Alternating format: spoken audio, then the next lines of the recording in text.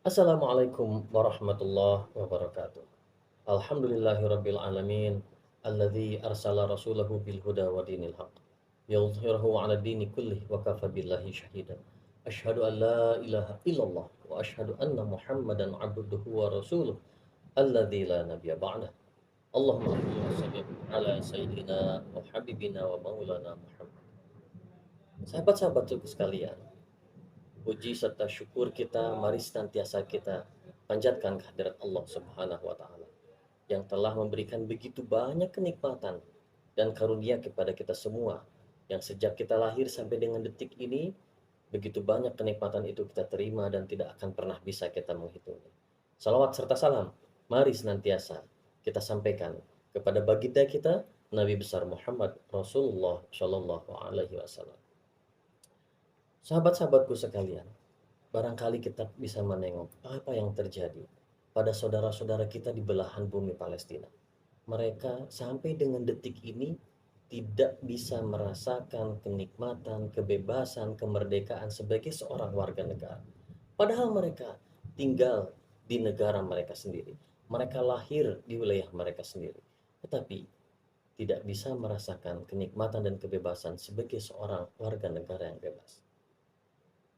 Sahabat-sahabatku sekalian, berbicara konteks warga negara, 2 bulan ke depan kita akan bertemu dengan sebuah acara pesta demokrasi di negara kita. Dan kita sebagai seorang warga negara yang baik tentu saja perlu dan wajib bahkan untuk mendukung kegiatan ini supaya bisa sukses, sehingga bisa melahirkan pemimpin yang berkualitas yang akan menjadi pemimpin.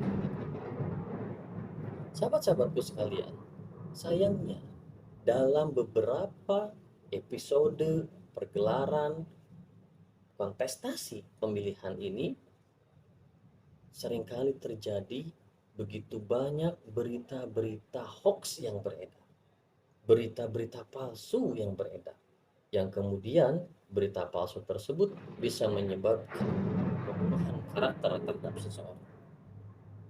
Bagaimana Islam melihat dan menuntun kita terkait dengan hal ini? Kita bisa menemukan jawabannya dalam Quran surat ke-49, yaitu Quran surat Al-Hujurat ayat ke-6. Di dalam Al-Quran kita bisa menemukan di bagian sebelah atas paling kiri yang berbunyi A'udzubillahi minasyaitonirrajim. Ya ayyuhalladzina amanu in ja'akum fasiqun binaba'in fatabayyanu. Wahai orang-orang yang beriman, jika datang kepada kalian orang fasik dan membawa berita, maka kalian bertabayunlah. Profesor Dr. Koray Shihab menyebutkan, arti kata tabayun itu adalah kegiatan kita melakukan meneliti apakah berita itu betul sesuai dengan faktanya, memverifikasi dan memvalidasi kebenaran sebuah berita. Apa yang terjadi kalau kemudian kita tidak melakukan verifikasi dan validasi terhadap kebenaran sebuah berita itu? Tiba-tiba kemudian kita sharing saja tanpa pernah kita saring. Bisa jadi orang yang disebutkan dalam berita itu mendapatkan kerugian. Dan ini pun disebutkan dalam sambungan ayat yang tadi. Tusibu qauman bijahalah. Jangan sampai terjadi kondisi di mana terjadi kerugian suatu kaum yang disebabkan oleh kecerobohan ataupun juga kebodohan kita. Dan lebih jauh dari itu disebutkan dalam penutup ayat tadi, fatusbihu ala ma fa'altum nadimin. Jangan sampai kemudian kita mendapatkan kerugian atas apa yang kita lakukan. Kita menyesali perbuatan kita. Bayangkan, ketika perbuatan itu kita lakukan, kemudian orang yang diceritakan pada berita bohong itu mendapatkan kerugian karena tiba-tiba kemudian dia hancur keluarganya, terjadi pertengkaran, hancur reputasinya karena berita-berita bohong yang disebarkan oleh kita, dia kemudian menuntut balik kepada kita atas pencemaran nama baik melalui berbagai macam perangkat undang-undang yang hari ini ada di negara kita.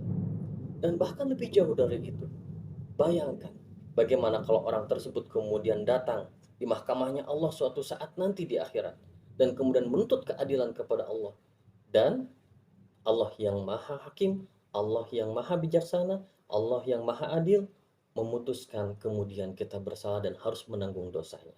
Dimasukkan kita ke dalam akhirat. Na'udzubillah min dzalik. Oleh karena itu, sebagai muslim yang ideal, marilah kita sambut pesta demokrasi di Indonesia di tahun 2024 yang akan kita jelang kurang lebih 2 bulan ini dengan penuh kegembiraan, dan mari kita jauhkan diri kita dari hal-hal yang tidak bermanfaat dengan menyebarkan berita-berita yang hoax. Tetapi yang harus kita lakukan adalah mari kita memverifikasi, memvalidasi, bertabayun terhadap setiap informasi yang kita terima, dan kita tidak akan pernah melakukan sharing sebelum saring. Demikian sahabat-sahabatku sekalian, semoga bermanfaat. Billahi taufiq wal hidayah. Wassalamualaikum warahmatullahi wabarakatuh.